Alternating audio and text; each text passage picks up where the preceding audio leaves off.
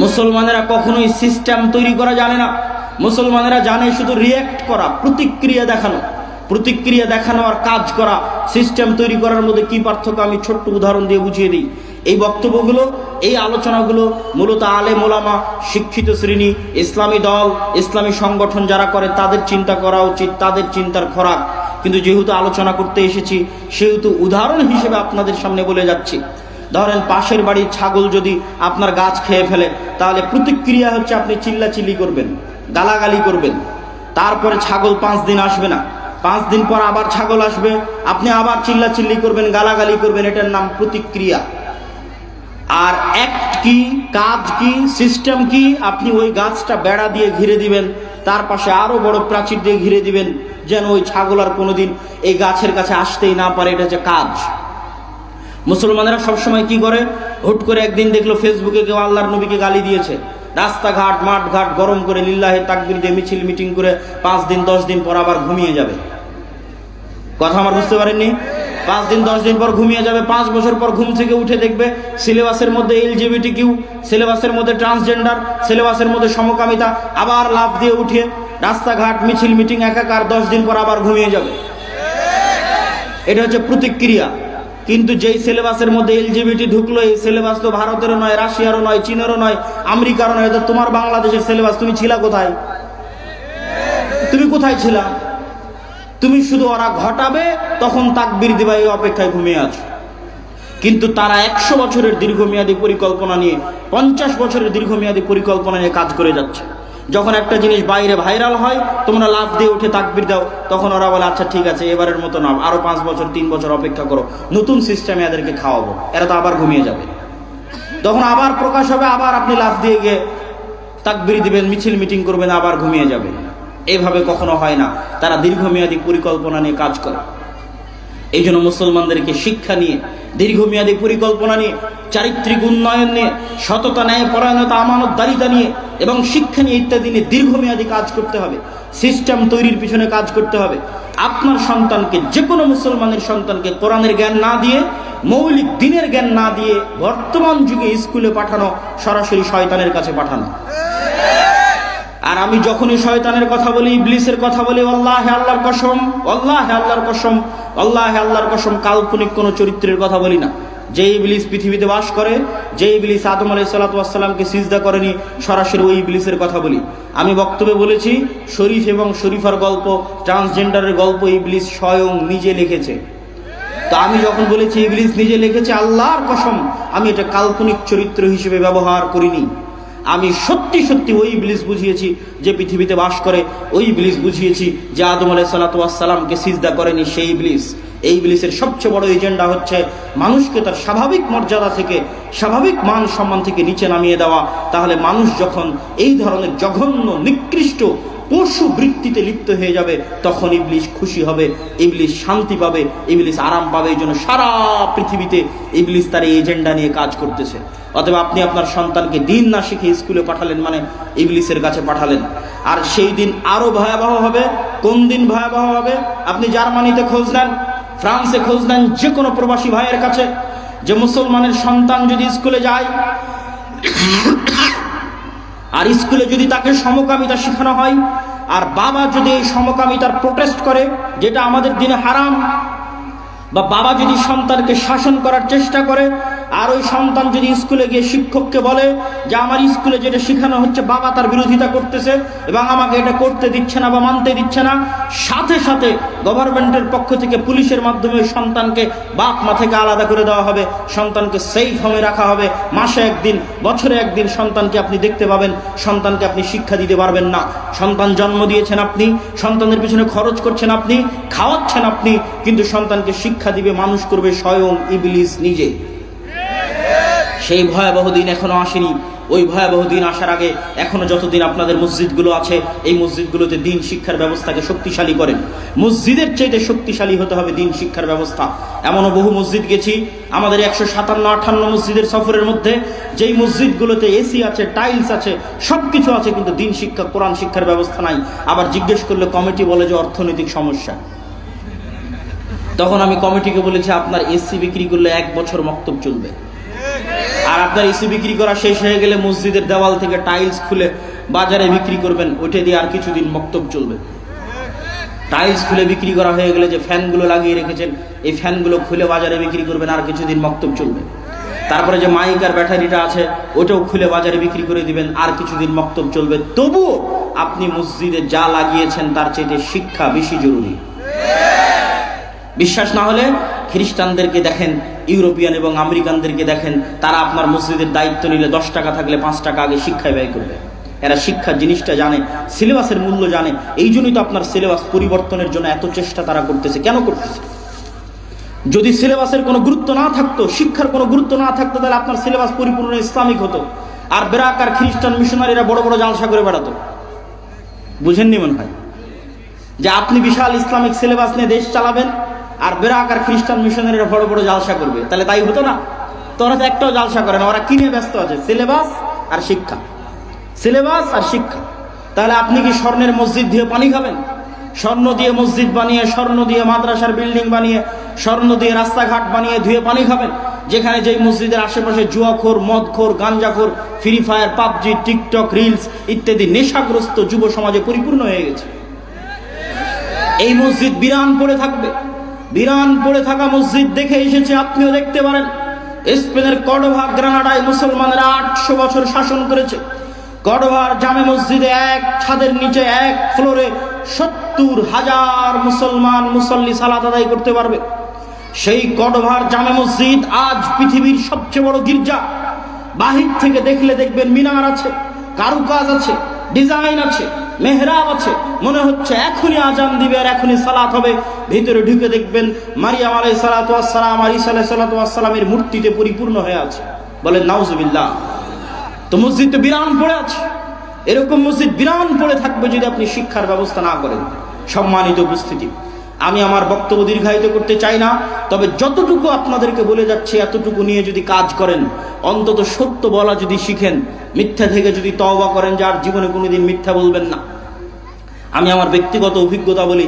আমার ছেলে মোহাম্মদ, আমি আগে মনে করতাম ইউরোপ ঘোরার আগে বা ইংল্যান্ড ঘোরার আগে যে তাদেরকে সালাত, সিয়াম, হজ, যাকাত এগুলো শিখাতে হবে। সালাত, সিয়াম জরুরি, কিন্তু এখন আমি মনে করি আগে শিখাতে হবে সত্য বলা, আগে শিখাতে হবে ন্যায় পরায়ণতা, আগে শিখাতে হবে আমানতদারিতা। কেননা আমার নবী মুহাম্মদ সাল্লাল্লাহু আলাইহি ওয়াসাল্লাম নবী হওয়ার আগে জন্মগত সত্যবাদী ছিলেন, নবী হওয়ার আগে জন্মগত আমানতদার ছিলেন, নবী হওয়ার আগে জন্মগত ন্যায়পরায়ণ ছিলেন। আর আমাদের কাছে সালাত, সিয়াম, হজ, যাকাত আছে, কিন্তু মাদ্রাসা, মসজিদ, দল, সংগঠন কোথাও ন্যায়পরায়ণতা নাই, আমানতদারিতা নাই, সত্যবাদিতা নাই, সততা নাই। এই জন্য এই সালাত, এই সিয়াম, এই হজ, এই যাকাত কাজে আসবে না, আসবে না, আসবে না। আমাদের কাছে এই মাইক আছে, শত শত ক্যামেরা আছে, শত শত মিডিয়া আছে। কই আল্লাহর নবীর কাছে, মুহাম্মদ সাল্লাল্লাহু আলাইহি ওয়াসাল্লামের কাছে না মাইক ছিল, না ক্যামেরা ছিল, না মোবাইল ছিল। তারপরে সারা পৃথিবীতে ওই সময় মুহাম্মদ সাল্লাল্লাহু আলাইহি ওয়াসাল্লাম এবং তার সাহাবীরা, তাদের হাতে যত বেশি মানুষ মুসলমান হয়েছিল, আমাদের কাছে কয়টা মানুষ মুসলমান হচ্ছে? ইসলামের বিপ্লব কেন আসতেছে না? বিপ্লব কেন আসে না? এই জন্য যে মুহাম্মদ সাল্লাল্লাহু আলাইহি ওয়াসাল্লামের স্বভাব সম্পর্কে খাদিজা রাদিয়াল্লাহু তাআলা আনহা নিজে বলছেন, যখন তিনি সেই দিন নবী হবেন, তার কাছে হীরা গুহায় ওহী এসেছে, সেই দিন তিনি ভয়ে থরথর করে কাঁপতে কাঁপতে খাদিজার কাছে এসেছেন। সেই দিন খাদিজা রাদিয়াল্লাহু তাআলা আনহা মুহাম্মদ সাল্লাল্লাহু আলাইহি ওয়াসাল্লামকে বলছে, লা ইউখজিকাল্লাহ, আল্লাহ আপনাকে কখনোই ধ্বংস করবেন না। কেন? আপনি হচ্ছেন তাসিলুর রাহিম, আপনি সেই নবী যিনি আত্মীয়তার সম্পর্ক রক্ষা করেন। তাকরি যায়েফ, আপনি সেই নবী, সেই মানুষ যিনি গরিব ধনী সকল মেহমানের মেহমানদারি করেন। তুইনু আলা নাওয়াইবিল হক, আপনি সেই মুহাম্মদ যিনি অসহায়, দুস্থ, দরিদ্র মানুষের, বিপদগ্রস্ত মানুষের পাশে দাঁড়ান। আপনি সেই নবী, সেই মানুষ, সেই মুহাম্মদ যিনি তাহমিলুল কাল, মানুষের যদি বোঝা ভারী হয়, ঋণের বোঝা ভারী হয়, যাত্রাপথে মানুষের বোঝা ভারী হয়, তাহলে সেটা আপনি উঠিয়ে দেন। এই বৈশিষ্ট্যগুলো যখন আমার নবীর মধ্যে আছে, তখনও সালাত আসেনি, সিয়াম আসেনি, হজ আসেনি, যাকাত আসেনি। এই বৈশিষ্ট্যের কারণে, এই ব্যক্তিত্বের কারণে, এই আমানতদারিতার কারণে, এই সততার কারণে, এই ন্যায়পরায়ণতার কারণে আল্লাহর নবী এবং তার সাহাবীরা যেখানে গেছে, এই ন্যায়পরায়ণতা দেখে, সততা দেখে, আমানতদারিতা দেখে, চারিত্রিক উন্নতি দেখে মানুষ দলে দলে ইসলাম গ্রহণ করেছে। আর আমাদের কাছে সবই আছে, কিন্তু মুহাম্মদ সাল্লাল্লাহু আলাইহি ওয়াসাল্লামের ওই চরিত্র নাই, ওই সততা নাই, ওই আমানতদারিতা নাই, ওই ন্যায়পরায়ণতা নাই। আর ওই শিক্ষার ব্যবস্থা নাই, যে শিক্ষার ব্যবস্থা আমরা হারিয়ে ফেলেছি, যেই শিক্ষা আমাদের কাছে গুরুত্বহীন হয়ে গেছে, সারা বিশ্বের মুসলমানের কাছে গুরুত্বহীন হয়ে গেছে। অতএব আমি আপনাদের কাছে উদাত্ত আহ্বান জানাবো, আমার বক্তব্য শেষ করার আগে দুইটা দাওয়াত আপনারা নিয়ে যাবেন। এক, আল জামিয়া সালাফিয়া রূপগঞ্জ নারায়ণগঞ্জ 50 থেকে 60 বিঘা জমির উপর এখন অবস্থান করছে। ভবিষ্যৎ পরিকল্পনা 100 বিঘা জমির উপর একটি আন্তর্জাতিক মানের ইসলামী বিশ্ববিদ্যালয় সহ আরও বহু মেগা প্রকল্প এখানে বাস্তবায়ন হবে যদি আল্লাহ সুবহানাহু ওয়া তাআলা কবুল করে। বলেন আল্লাহুম্মা আমিন। সেখানে 7 ও 8ই মার্চ দেশ এবং বিদেশ, সৌদি আরব, ভারত এবং বাংলাদেশ 3 দেশের আলেম ওলামা উপস্থিত থাকবে। উক্ত অনুষ্ঠানে আপনাদের স্বতঃস্ফূর্ত অংশগ্রহণের আহ্বান জানাচ্ছি। বলেন ইনশাআল্লাহ। পাশাপাশি আদ-দাওয়া ইলাল্লাহর অধীনে মক্তব পরিচালনা করা এটা উন্মুক্ত, সবার জন্য উন্মুক্ত। আমাদের এখনো 1000 আবেদন আছে। যেখান থেকে আবেদন হচ্ছে, হতাশার কিছু নাই। যদি 160টা মসজিদে যেতে পারি তাহলে বাকি 1000 মসজিদেও যেতে পারবো ইনশাআল্লাহ। আপনিও আমাদের কাছে আমাদের গুগল ফর্ম লিঙ্ক পূরণ করে আবেদন জানিয়ে রাখতে পারেন। পাশাপাশি আপনার শিক্ষককে ট্রেনিংয়ে পাঠিয়ে মসজিদের মক্তব শিক্ষাকে উন্নত করতে পারেন। আমাদের কাছে কোরআনের পাশাপাশি দিন শিক্ষা দুটো মিলে সুন্দর সিলেবাস আছে, সুন্দর ট্রেনিংয়ের ব্যবস্থা আছে, মক্তবের ম্যানেজমেন্ট সিস্টেম আছে। এটা নিয়ে আমি কাজ করতেছি, এটাই আমার ধ্যান জ্ঞান। এটাকে আমি যুদ্ধ হিসেবে নিয়েছি, সংগ্রাম হিসেবে নিয়েছি। কার বিরুদ্ধে বলেন তো? জোরে বলেন, কার বিরুদ্ধে? কাল্পনিক না বাস্তবে? বাস্তবে ইবলিসের বিরুদ্ধে, বাস্তবে শয়তানের বিরুদ্ধে যুদ্ধ হিসেবে গ্রহণ করে মসজিদ ভিত্তিক দিন শিক্ষা, মসজিদ ভিত্তিক কোরআন শিক্ষার এই কার্যক্রমকে সামনের দিকে এগিয়ে নিয়ে যাবেন। আর আপনাদের কাছে আজকে স্টেজে আমি জানি আদ-দাওয়া ইলাল্লাহ দেশব্যাপী মসজিদ ভিত্তিক দিন শিক্ষার যে কার্যক্রমের উদ্যোগ নিয়েছে ওটা অতি নগণ্য, অতি ক্ষুদ্র উদ্যোগ। এটা আমি তাকবীর দিয়ে সমাবেশ করে, জনসমাবেশ তৈরি করে আপনাকে দেখাতে পারবো না যে কত লোক এটা অনুসরণ করতেছে বা মানতেছে। কেননা এটা দল নয় যে আপনাকে দেখাবো এখানে হাজার হাজার মানুষ। এটা শিক্ষার বিষয়, এটা সমাজে দীর্ঘমেয়াদী প্রভাব রাখবে, নীরবে বিপ্লব ঘটাবে, সমাজের নীরবে মানুষকে দিন শিখাবে, কোরআনের পাশাপাশি মৌলিক দিন শিখাবে। কিন্তু এটা চ্যালেঞ্জ। কেন? এটাকে কেউ দাওয়াতি কাজ মনে করে না। আমাদের যুবক সমাজ মনে করে দাওয়াতি কাজ মানে জালসা আয়োজন করতে হবে, দাওয়াতি কাজ মানে কোনো দলে যোগ দিয়ে পদ নিতে হবে, কোনো মিছিল মিটিংয়ে যুক্ত হতে হবে, তাকবীর দিতে হবে। তারা কখনই মনে করে না দাওয়াতি কাজ মানে শিক্ষা। তারা মনে করে মসজিদে মক্তব তো কমিটি চালাবে আর ইমাম চালাবে। জি না, এটাই দাওয়াতি কাজ। আপনার মাথায় যখনই মাথায় আসবে যে আপনি দাওয়াতি কাজ করবেন, তখন আপনার মাথায় যেন আগে শিক্ষা আসে যে অত্র অঞ্চলের সকল মুসলমানের সন্তান কোরআন শিখলো কিনা, আপনি নিজে কোরআন জানেন কিনা, অত্র অঞ্চলের সকল মুসলমানের সন্তান দিন শিখলো কিনা, আপনার কাছে নিজের কাছে দিনের মৌলিক জ্ঞান আছে কিনা। না থাকলে বাড়ি বাড়ি গিয়ে দাওয়াত দিয়ে কমিটিকে বুঝিয়ে ওই বাচ্চাদেরকে মসজিদে নিয়ে এসে আদ-দাওয়া ইলাল্লাহর সহযোগিতা নিয়ে, ট্রেনিং নিয়ে উক্ত মসজিদে দিন শিক্ষার ব্যবস্থা বাস্তবায়ন করবেন। এটাই দাওয়াতি কাজ। এখন পর্যন্ত আমরা 3 ব্যাচে 100-র অধিক শিক্ষককে ট্রেনিং দিয়েছি। যে ট্রেনিংয়ে আসবে তার যাতায়াত খরচ জামিয়া সালাফিয়ার উপর, দাওয়া ইলাল্লাহর উপর। যে ট্রেনিংয়ে এসে থাকবে খাবে 10 দিন, ওই থাকা খাওয়ার খরচ জামিয়া সালাফিয়ার উপর, দাওয়া ইলাল্লাহর উপর। ট্রেনিং নিয়ে যখন ফিরে যাবে তখন 5 কপি 10 কপি করে সিলেবাসের বই তাদের কাছে বিনামূল্যে দেওয়া হবে। ওই বইয়ের বিনামূল্যে দেওয়ার খরচও জামিয়া সালাফিয়ার উপর, দাওয়া ইলাল্লাহর উপর। আর আমি খাকসার আব্দুল্লাহ বিন আব্দুর রাজ্জাক দেশ ও জাতির ভবিষ্যৎ প্রজন্মের সন্তানের শিক্ষার জন্য ওয়াকফ হিসেবে আছি। যেখানে ডাকবেন বিনা খরচে ফি সাবিলিল্লাহ সেই মসজিদে উপস্থিত হব, জাতির সাথে ওয়াদাবদ্ধ। কিন্তু টাকার বিনিময়ে জালসা থেকে জালসা করে বেড়াবো, এইটা কখনো দীর্ঘস্থায়ী টেকসই কাজ নয়। এটা হচ্ছে হুজুগে বাঙালি মেলার মতো। আগের যুগে যাত্রা হতো, এই যুগে মেলা, তার আগের যুগে মেলা হতো, আর এখন হয়তো আমরা তার আলট্রা ভার্সন, ইসলামিক ভার্সন তৈরি করেছি, জালসা সম্মেলন। তার মানে জালসা সম্মেলনে যে দিনের কাজ হয় না তা বলি না। জালসা সম্মেলনে 2টা দিক নির্দেশনা দেওয়া যায়, জালসা সম্মেলনে 2টা ইমান জাগানো কথা বলা যায়, কিন্তু জালসা সম্মেলনে শিখানো যায় না। ও 12 বছর সিলেবাসে যা শিখাবে আমি একদিনে 1 ঘন্টায় তা শিখাতে পারবো না। এর জন্য আপনাকে মসজিদে আসতে হবে, আমার ট্রেনিং প্রাপ্ত শিক্ষকের কাছে সিলেবাসের মাধ্যমে আপনাকে নিয়মিত শিখতে হবে। ও 12 বছরে ধর্মবিদ্বেষী যা শিখাবে তার আগেই অ্যান্টিবায়োটিক হিসেবে, ইঞ্জেকশন হিসেবে আপনার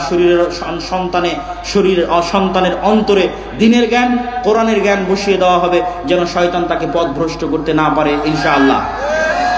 কিন্তু আপনি যদি মসজিদ ভিত্তিক দিন শিক্ষা বাস্তবায়ন না করেন তাহলে জেনে রাখবেন